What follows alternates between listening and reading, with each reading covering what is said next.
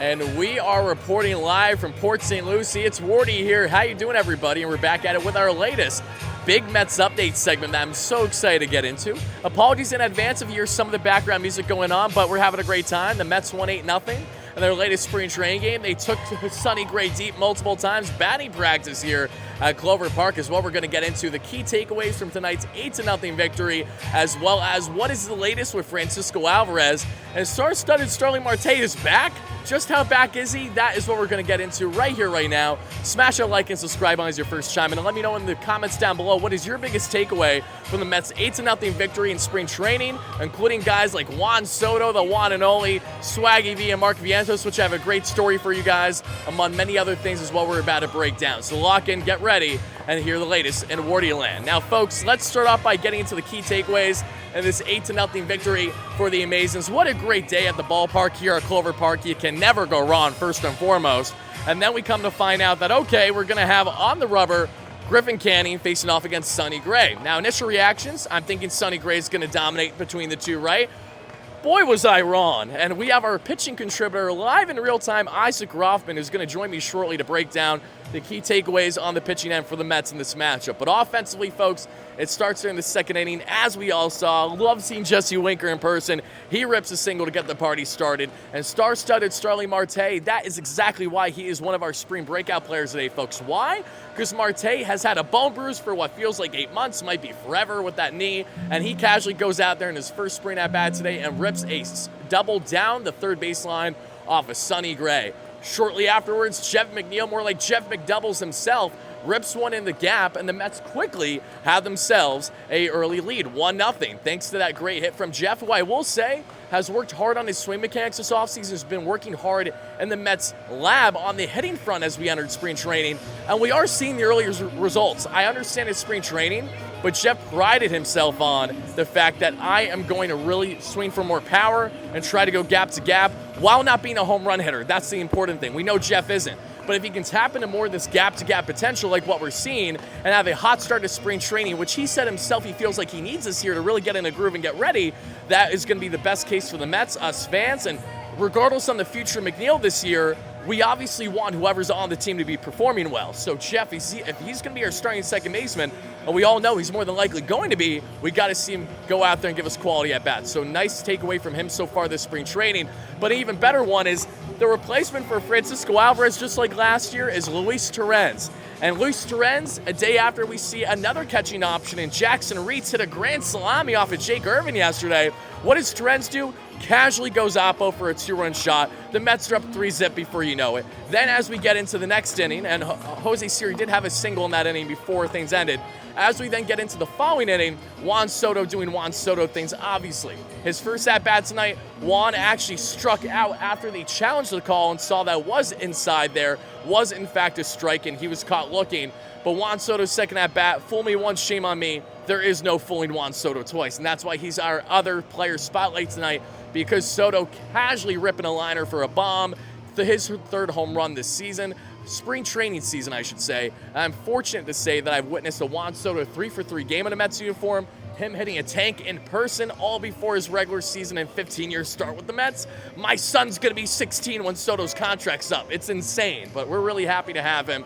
So Juan Soto doing Juan Soto things, which was awesome. And then what's even better is that as we get a little bit later in the game here, Juan Soto rips a double, and right afterwards, Swaggy V and Mark Vientos hits a no-doubt opposite field home run when, mind you, that pitch was up and in on him. So impressive to see, and that is exactly why we're going to spend a couple seconds on Mark Vientos here, because Mark is clearly the go-to guy, not only at the hot corner, but he might just be the future when we look at slugging in this lineup, not named obviously Lindor and Soto. And what I mean by that is, just in front of us in today's game, section 111, we had Mark Vientos' family sitting right in front of me, literally right in front of us. I recognized him right away, chopped it up with them. His mom said they knew me right away.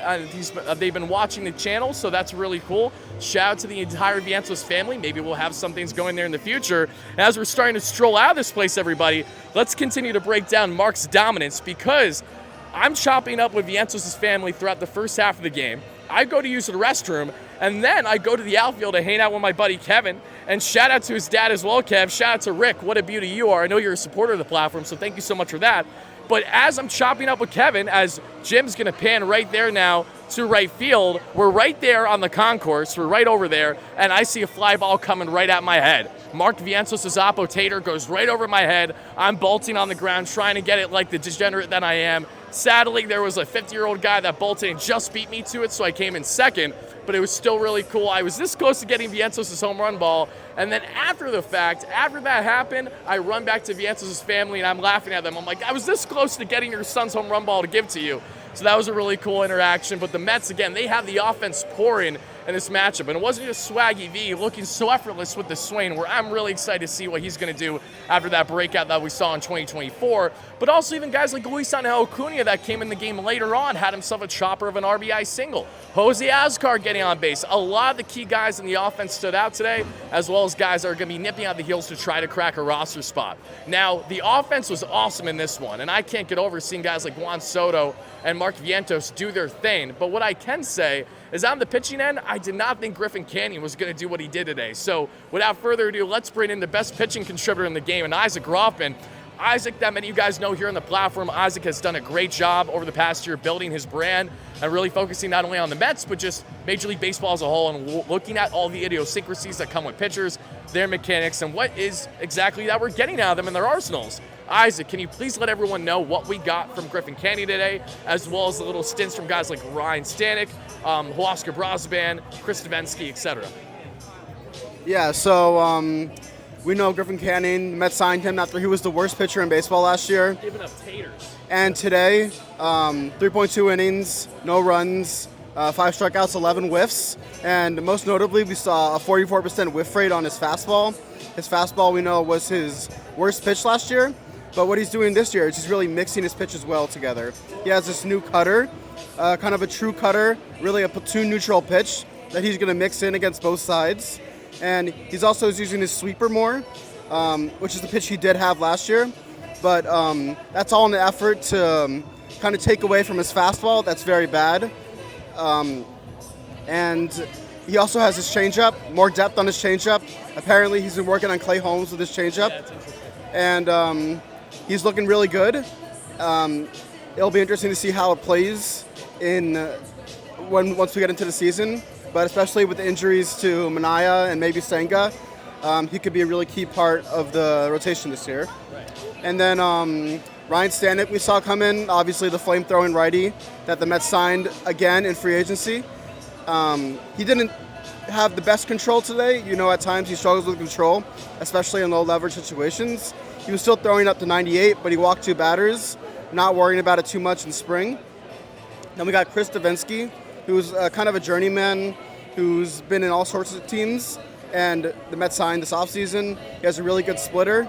Doesn't throw very hard, but he kind of worked around some trouble in this game, and he could be an option. Then Huascar Brazoban, we know as a older optional reliever that can throw hard, but has issues with control. He looked fine today, throwing his changeup, topping out 96, 97. So overall, these past few days in Port St. Lucie, seen some really awesome pitching along with the obvious Juan Soto and Lindor and all the awesome offensive stuff. But yeah, it's been fun meeting Wardy, and yeah, thank you.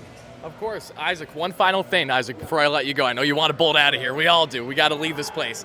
Final thing for me. After seeing Griffin Canning have easily his best outing so far this spring, a guy that a lot of people are scared of, that meatball, the fastball, he gave up more home runs than anyone in the American League last year as a starting option. What about Canning do you think is going to, 1, play up for the Mets this year in their lab, and 2, what do you think is the absolute probably like peak we could get at Griffin Canning dominance this year? Yeah, I think what the Mets want out of him is a solid rotation person, maybe at best a 3-starter. I think right now with his new pitch mix, his ceiling, his floor is like a 5-6 starter, which is also very valuable. But he had some low-hanging fruit coming from the Angels. He was throwing his fastball 60% of the time, and the fastball is one of the worst pitches in baseball. So just by reducing the usage of that fastball, he automatically becomes a better pitcher. So that, along with adding the cutter, he replaced the cutter with his old curveball, and with that, he has a whole new pitch mix, and he uses the pitches differently. For count leverage, he uses the pitches more strategically in different counts. And yeah, hopefully he's going to be, along with some mechanical changes, looks like he's going to be a real game changer for this team. Thank you, Isaac. We're getting kicked out of Clover Park because these people don't know who I am, and that's okay. But what is also okay is the fact that since we've touched down in spring training, Isaac, I love you. Safe travels. Again, it was so nice to see you, my man. You have a great one, okay? Final thing is that the Mets had no offense going before we touched down in spring training. Now we have spring training, and the Mets scored 7 runs in the first game here. They scored 7 runs yesterday, and they scored 8 today. So I'm not trying to say I'm the good luck charm, but you're welcome to all the fans out there that were tired of watching some spring training games and not getting the offensive upside that they were looking for. Jim has been the most elite cameraman backpedaling on the steps right now. Here I thought he was a good YouTuber. I think we found ourselves a little side gig, Jim. So thank you guys so much again for watching. My final remarks here is as follows. Francisco Alvarez, there is going to be no proper replacement. We know that. And as we broke down live from Duffy's Sports Bar in Port St. Lucie yesterday, we know that Alvarez is a guy that, without him, we are currently sitting at guys, whether that is going to be now an Luis Torrens and then Jackson Reitz, Luis Torrens and Hayden Senger, which very well may be the possibility. He's been the longest in the organization, has a better understanding of the pitching staff better than most, so that is some food for thought for you guys. Chris Williams has most home run power probably, but probably also doesn't profile the best as a catcher between the three. And then you look at those external targets, whether it's Tomas Nino, who I truly believe makes the most sense for this team. We'll see that happens, whether that's a guy like Christian Vasquez, among others. We are going to be talking more on the Alvarez replacements shortly, but until then, folks, I hope you have a great rest of your night, day, evening, whenever you're watching this. And this is Wardy signing out here from Port St. Lucie.